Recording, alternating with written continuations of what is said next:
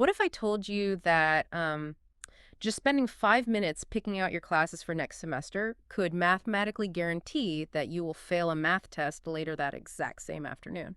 I mean, it sounds like a bizarre superstition, right? Yeah. But it actually points to a deeply ingrained biological reality about how human beings process information. Yeah. There is this deep-seated comfort in believing that we are the rational pilots of our own lives.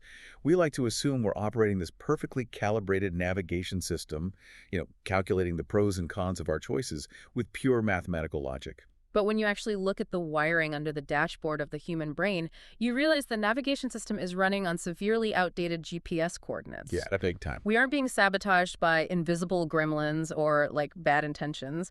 We are being steered by structural evolutionary shortcuts that misdirect us without our conscious permission. So welcome to today's deep dive. Glad to be here. And if you are listening to this, consider yourself the learner. We're so glad you're here because our mission today is to explore that exact chaotic storm of complex choices you face every single day. Exactly. We are going to uncover the hidden, highly predictable flaws in your own mental machinery. And to do this, we are drawing from an incredibly rich foundation. We're looking at Max H. Bazerman's really comprehensive chapter on judgment and decision-making. That's from the NOBA textbook, which is supported by the Diener Education Fund. It's a great resource. It really is. And to really ground this theory in reality, we're supplementing it with several groundbreaking empirical studies from major psychological journals. Okay, let's unpack this. Because to go from believing you're a perfectly logical pilot to realizing your brain is heavily constrained by time, memory, and sheer cognitive capacity, I mean, that is a huge leap. Tough pill to swallow, yeah. Right. So before we diagnose the specific traps we fall into, we first need to understand the biological architecture of our minds. Like, what makes us so vulnerable to making bad choices in the first place? Well, we have to start with a revolutionary concept introduced by the economist Herbert Simon. It's called bounded rationality. Bounded rationality. Oh, Yeah. that. Prior to Simon, traditional economic models operated on this complete fantasy that humans were infinite processors of information.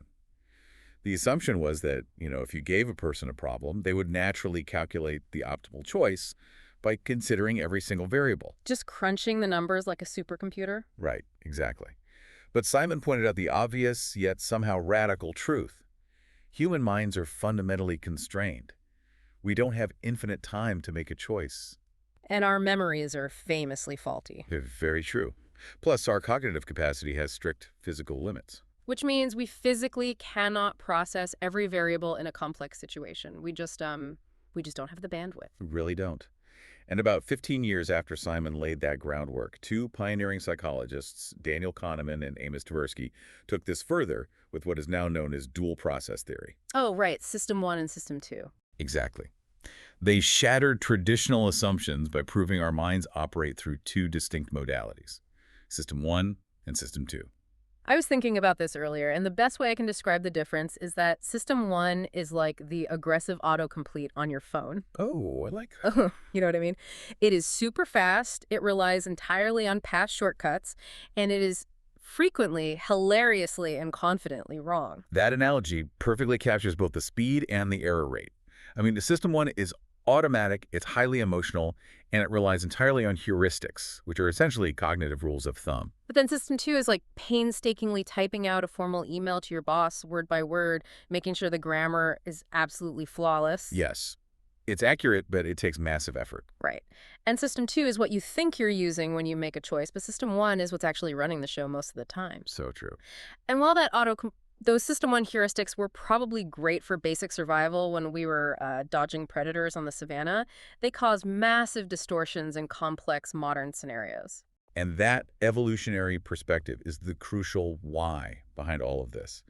We evolved to favor the efficient but flawed System 1 because historically, speed was much more important than perfect accuracy.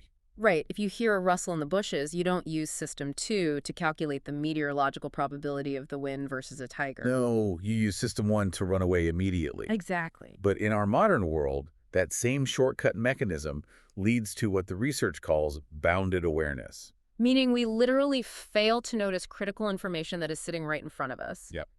Like, if I'm driving a familiar route to work, my System 1 takes over to save mental energy, and suddenly I pull into the parking lot with zero memory of the last 3 traffic lights. I was completely blind to the drive itself. Because the brain is actively filtering out what it deems unnecessary just to conserve glucose and effort. Uh, And it goes even deeper into something called bounded ethicality. Wait, bounded ethicality. Yeah. These are implicit limits on our ethical behavior that we are completely unaware of. Yeah. We might think of ourselves as deeply moral people, but our automatic processing can lead us to make choices that actually violate our own ethical standards, simply because System 1 didn't pause to weigh the moral dimensions of a quick decision. Oh, wow. So because our modern, exhausting environments constantly force us to rely on that aggressive autocomplete System 1, we inevitably crash into specific structural traps. We do. What does that crash actually look like in practice? Well, the literature highlights several specific heuristics that act as invisible traps. One of the most powerful ones is anchoring. This is where an entirely arbitrary number completely warps our mathematical estimations. Oh, like walking into a car dealership. Perfect example. If the sticker price on a used car says $40,000 and I manage to negotiate it down to $32,000, my brain feels like I won a massive victory. But you feel like a genius. Right. But if the sticker price had been $25,000, I would view $32,000 as an absolute ripoff. Exactly. The initial number throws this gravitational weight into our thought process, and we just can't escape its orbit, even if we know the number's completely made up. It's wild. The mechanism there is that your System 1 latches onto the first piece of information it gets and uses it as the baseline for all future calculations, regardless of its actual relevance. Right. And another massive structural trap is framing, which shows how incredibly fragile our logic really is. I actually read about this in medical contexts. Like, if a doctor tells a patient that a surgery has a 90% survival rate, the patient usually agrees to the procedure.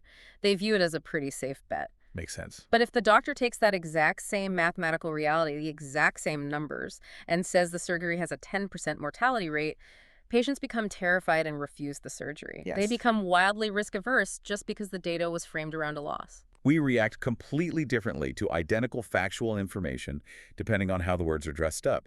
And this phenomenon leads us into a really fascinating empirical study by Samuel R. Summers from 2005. Oh, the mock juror study. Yeah. He evaluated how these systematic distortions compromise the legal system, specifically by studying mock jurors. The methodology of this study is what makes it so brilliant to me. He didn't just wait until the end of a mock trial and ask the jurors what they thought. All right, that'd be too easy. He tracked how they evaluated evidence as the trial was actively unfolding. He was looking for a phenomenon called pre-decisional distortion. Because during a trial, the rational expectation is that individuals neutrally collect facts, holding them in a mental file folder until the very end when they can be objectively weighed. Which sounds great in theory. But the Summers study proved that this is a complete myth. Instead, jurors continuously bend and twist incoming factual information to support whichever verdict they tentatively started leaning toward early on. Yeah. If a juror gets an initial gut feeling that the defendant is guilty, their System 1 acts like a filter.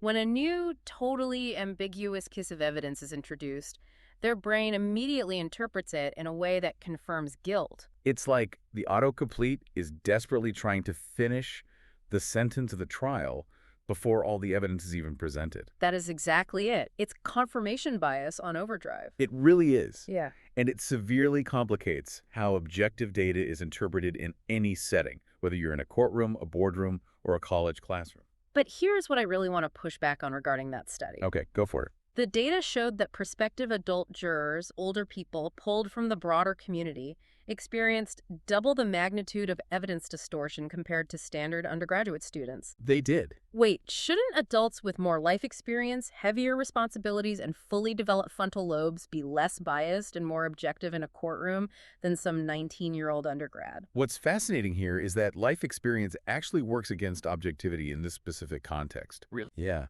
Those pre-existing attitudes and deeply entrenched worldviews that adults have spent decades building act as incredibly rigid filters. When adult learners or adult citizens encounter new facts, Their established life experience systematically polarizes how they interpret that data. Wow. So the more experience you have, the stronger your autocomplete is, and the more violently it rejects data that doesn't fit the patterns you've spent 30 years relying on. Exactly. It proves that no matter your age or your level of responsibility, adult learners are highly vulnerable to these confirmation traps. You cannot outgrow System 1. That's slightly terrifying. It is. You cannot age out of predecisional distortion. We constantly misinterpret objective data to validate our initial intuitive impressions. And adults do it with twice the magnitude because their initial impressions are heavily reinforced by years of lived experience. So we are essentially fighting our own biology. Pretty much. If System 1 is so deeply flawed, and it's constantly bending reality to fit our biases, the logical solution seems simple, right? Just force yourself to use System 2 all the time. Just slow down, type the formal email, and be intensely analytical about every single choice. If only it were that easy. Right, because the sources make it clear that trying to override System 1 constantly has a massive physical toll. It does. The behavioral economist Richard Thaler expanded on our cognitive constraints by introducing the concepts of bounded willpower and bounded self-interest. Okay, let's break those down. So bounded willpower is our structural tendency to place a much higher value on immediate desires over long-term goals. Like, we know logically we should save for retirement, but System 1 demands the immediate dopamine hit of a purchase today. Right, I need that coffee right now. And what about bounded self-interest? I struggled a bit to understand how that limits us. Okay, think about the famous ultimatum game from behavioral economics. If I am given $10 and told to split it with you however I want, and I offer you $1 while keeping $9 for myself, pure classical logic says you should accept the dollar. Because $1 is mathematically better than $0. Exactly. But would you take it? I would absolutely reject that offer. I mean, if I reject it, neither of us gets anything, but I'd rather walk away with nothing than let you get away with being that unfair. And that right there is bounded self-interest. You are willing to sacrifice your own personal wealth out of a deep-seated desire to enforce social fairness. Oh, I see. We aren't purely selfish, emotionless calculators. Both of these concepts prove that our decision-making isn't just a math problem. It's an emotional and energetic struggle. Which brings us back to the question I asked at the very beginning of the show about picking out your classes and failing a math test. Yes. This is based on the Kathleen D. Vose study from 2007. Vose and her colleagues discovered that the actual physical act of choosing depletes our limited mental resources. They call it executive exhaustion. And the mechanism they uncovered is profound. They demonstrated that when individuals are forced to make multiple consecutive decisions, they deplete the exact same cognitive reserve that is required for self-regulation, physical stamina, and complex problem-solving. The methodology is wild to me. They took one group of students and had them actively make choices about a university curriculum, picking which courses to take, weighing the schedules. Right. They took another group and just had them read the course catalog without making any active decisions.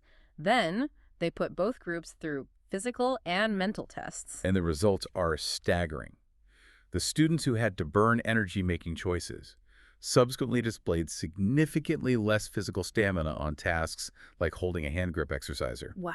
They had increased rates of procrastination, and they showed drastically reduced mathematical accuracy on subsequent tests. So just the act of deciding what class to take literally drained their ability to do math later that day. I mean, think about your daily life as a learner right now. You are balancing coursework, professional careers, and family logistics. Making trivial choices all day. What to wear, what to eat, when to answer an email is like leaving a dozen battery-draining apps open on your phone in the background. System 2 runs on a finite battery. When you force yourself to be deliberate and analytical about every little thing, you burn out the battery. You just run out of steam. Yeah. By the time you get to a high-stakes decision, or a difficult homework assignment, or a tense negotiation with your family, you have no executive function left. Your brain automatically defaults back to the fast, flawed, biased System 1 because it simply doesn't have the fuel to run System 2 anymore. So we make bad decisions because we rely on our biased autocomplete. And we can't just turn the autocomplete off because trying to be logical all the time physically exhausts us. It's a tough spot to be in. Right. You might assume that, at the very least, after draining our cognitive batteries and suffering the consequences of a bad choice, we would learn from our mistakes for next time. We assume that experience is the best teacher, but when it comes to cognitive biases, the literature reveals a shocking blind spot in human learning. Here's where it gets really interesting. because we suffer from severe chronic overconfidence. We really do. The NOBA chapter mentions this incredible thought experiment where people are asked to establish a 98% confidence interval around basic facts. So, for example, I might ask you to give me a range for the total length of the Nile River, and your range needs to be wide enough that you are 98% sure the true answer falls within it. Rationally, if you are 98% confident in the ranges you set for these questions, you should only be wrong 2% of the time. But when people do this exercise, they routinely miss the mark on a massive portion of the items. They make their ranges way too narrow. Way too narrow. They might say, I'm 98% sure the Nile is between 3,000 and 4,000 miles long, but the actual answer is over 4,000. It proves that our subjective certainty, how confident we feel in our gut, radically outpaces objective reality. We think we know way more than we actually do. And this overconfidence bleeds directly into how we predict our own futures, which is what Jordy Koidback and Elizabeth W. Dunn explored in their meticulous 2009 study on forecasting feelings. Oh, right. They tracked passionate sports fans whose team was about to play a huge game. Yes. They asked the fans before the game how they would feel if their team lost. These fans wildly overestimated how long a team loss would devastate their general happiness. They predicted they'd be miserable for a solid week. But the reality is, humans have a psychological immune system. We possess this incredible biological capacity to rationalize tragedy and bounce back. By Tuesday, the fans were basically completely fine. So if they recovered quickly and saw clearly that their prediction of week-long misery was completely wrong, why did they adjust their expectations for the next game? Why do we keep acting like the world is going to end every time we face a setback? Because of a deeply ingrained memory distortion. We literally forget our initial mistaken predictions. Really, we just forget. Yeah.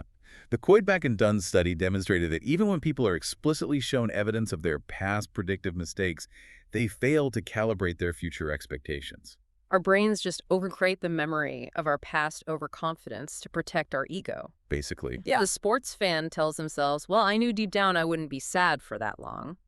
System 1 rewrites history to maintain our illusion of rationality. And without explicit external reminders of our past miscalculations, we will continually repeat identical overconfidence errors throughout our entire lives. Wow. This forces us into a position of necessary intellectual humility. The NOBA text stresses that abstract theory isn't enough. You have to actively witness your cognitive failure, points like failing that 98% confidence interval test, before you can successfully implement strategies to fix them. You have to feel the shock of your own arrogance being shattered. Okay, so we can't trust our intuition because of systemic biases. Our willpower is strictly limited and drains with every choice we make, and we can't even rely on our own memory to correct our predictive mistakes. Sounds pretty bleak when you put it like that. It does. So what does this all mean? How do we actually improve our choices without burning out our executive function? Well, this is where we shift from diagnosing our flaws to actual cognitive recovery. We can't rely on internal willpower alone. We have to rely on external design. External design, okay. Yeah. Implementing a true System 2 process, when it matters, means explicitly defining core problems, generating distinct alternatives, weighing criteria, and calculating optimal paths. But since we know we don't have the energy to do that all the time, we have to hack the system through what behavioral scientists call decision architecture. Decision architecture. So if human nature is to be lazy and stick to the status quo, which we know System 1 absolutely loves to do, we can design our environments so that the lazy choice is also the optimal choice. Exactly. The classic example of this environmental nudge is found in human resources. Companies used to structure retirement savings plans as an opt-in framework. You had to actively fill out a form to dedicate a portion of your paycheck to a 401k. And when it's opt-in, System 1 looks at the form and says, ugh, paperwork. I'm tired. I'll do it later. And people go years without saving a dime. Exactly. But when companies switch to an automatic opt-out framework, meaning you are automatically enrolled in the retirement plan on your first day unless you actively choose to leave it, participation skyrocketed. That is so smart. System 1 is still lazy. It still doesn't want to fill out paperwork. But now, the lazy choice results in a highly beneficial status quo. You can apply this decision architecture to your everyday life to save your battery. Like if you want to work out in the morning, don't wake up and force your exhausted System 2 to decide what clothes to wear, where your shoes are, and what routine to do. Right. That's a recipe for going right back to sleep. Exactly. Lay out the gym clothes the night before, preload the workout video, and automate the process. By eliminating those trivial choices, you stop draining your battery. You preserve your precious system 2 energy for the high-stakes academic, professional, and family choices that actually demand deep, deliberate thought. So to bring this all together for you, you are naturally bound by your cognitive limits. Every choice you make, no matter how small, physically drains your self-regulation and your stamina.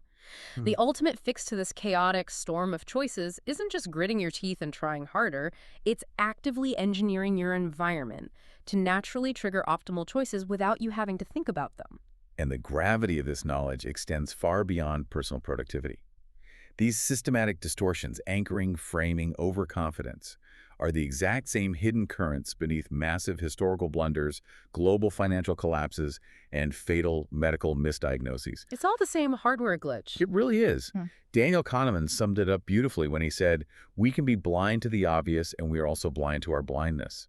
And to pair that with Voltaire's brilliant observation, the true triumph of reason is that it enables us to get along with those who do not possess it. By understanding these limits, you gain the diagnostic tools to not only improve your own life, but to understand and predict the behavior of everyone around you. We started this deep dive talking about the cockpit and the terrifying realization that your navigation system is running on outdated, biased coordinates. But knowing those biases exist is how you finally take back the controls. Absolutely. Knowing that your System 2 logic is a finite resource that drains with every single choice.